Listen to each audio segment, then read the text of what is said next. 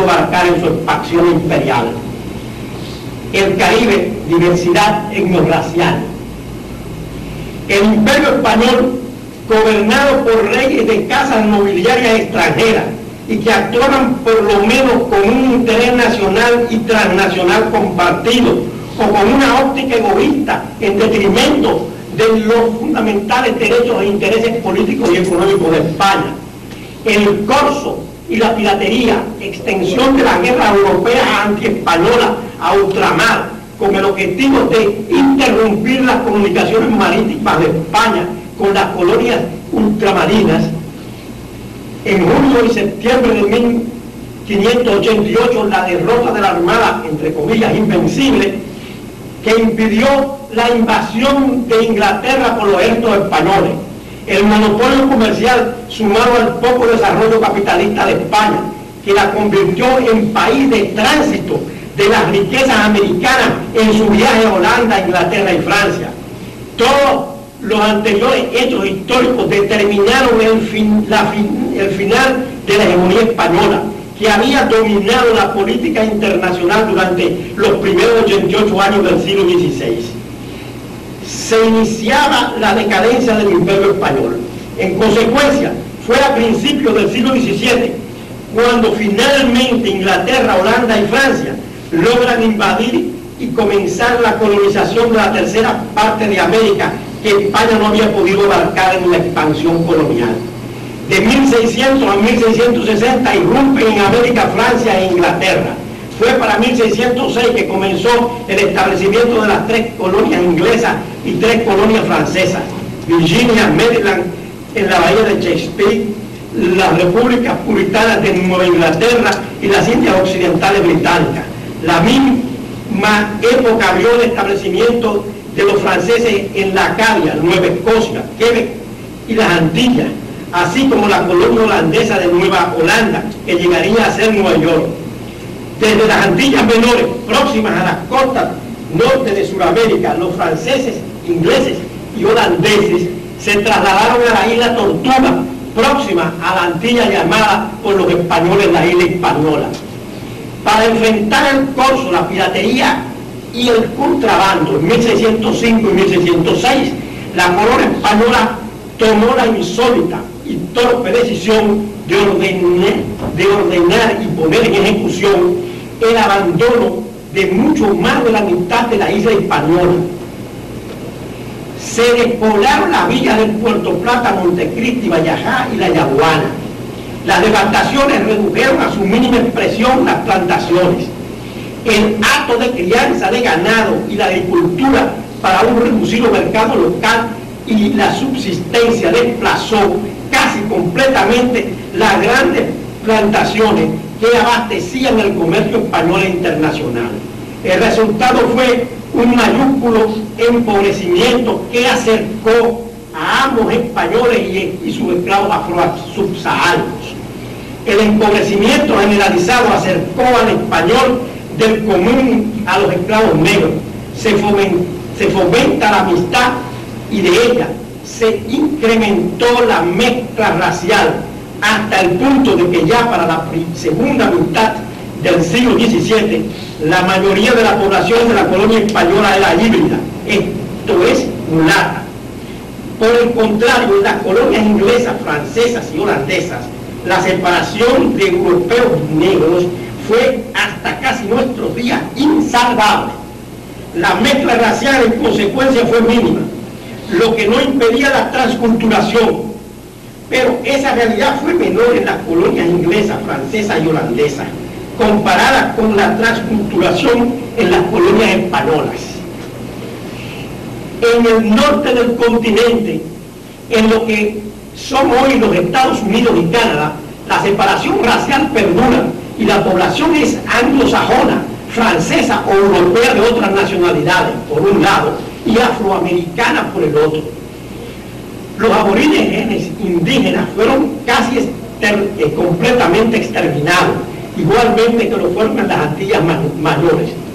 En el resto del continente americano se formaron varias sociedades que han sido clasificadas de la siguiente manera: Euroamérica, Indoamérica y Afroamérica.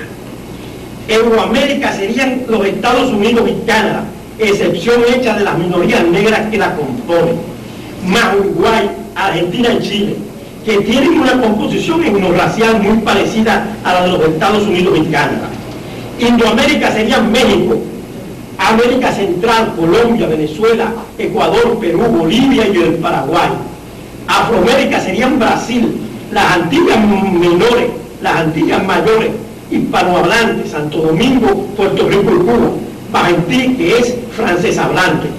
La clasificación, como toda generalización, esconde las muchas peculiaridades de todas esas sociedades, donde se encuentran pequeños, medios y grandes grupos de población que se podrían clasificar en otra categoría.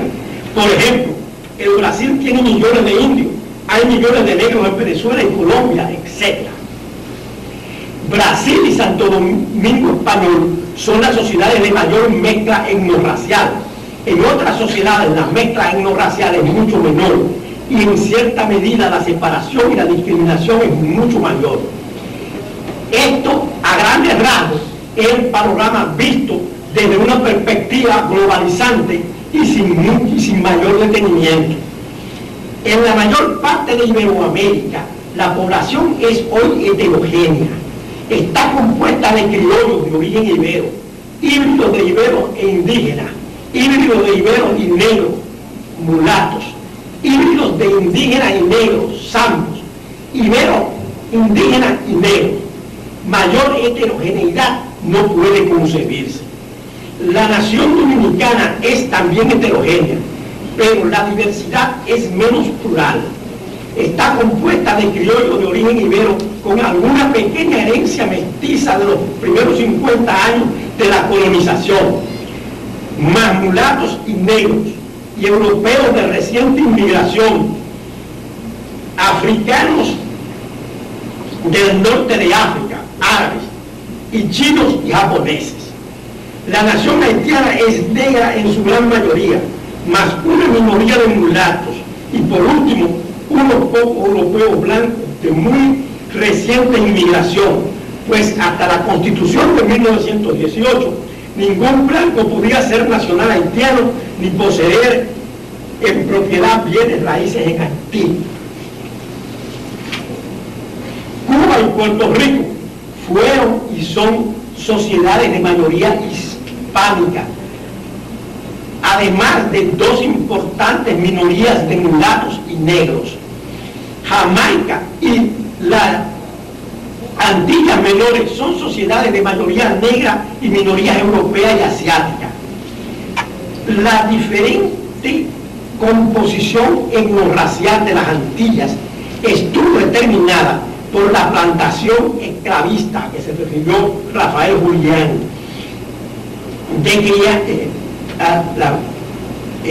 esclavista colonial, y en el Santo Domingo Español por el acto de crianza de ganado y agricultura para el mercado local y la subsistencia.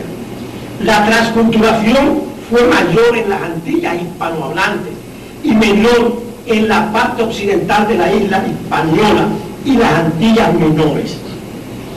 De una manera general puede afirmarse que en el continente americano, España y Portugal formaron sociedades de muy extensa mezcla etnorracial. José Vasconcelos teorizó sobre la fenoménica social que denominó, entre comillas, raza cósmica. Sostenía que la mayúscula mezcla de razas en la América hispana estaba creando una nueva raza con las virtudes de las razas fusionadas en el mestizaje y descartando los defectos de las razas fusionadas. Era una tesis racialista, entiéndase bien, no racista. Ahora bien, la teoría partía de la noción de raza concebida como base del desarrollo histórico, pero valoraba la mezcla racial como altamente positiva y negaba el carácter negativo atribuido a la hibridación por los teóricos racistas decimonónicos. Pedro Enrique Ureña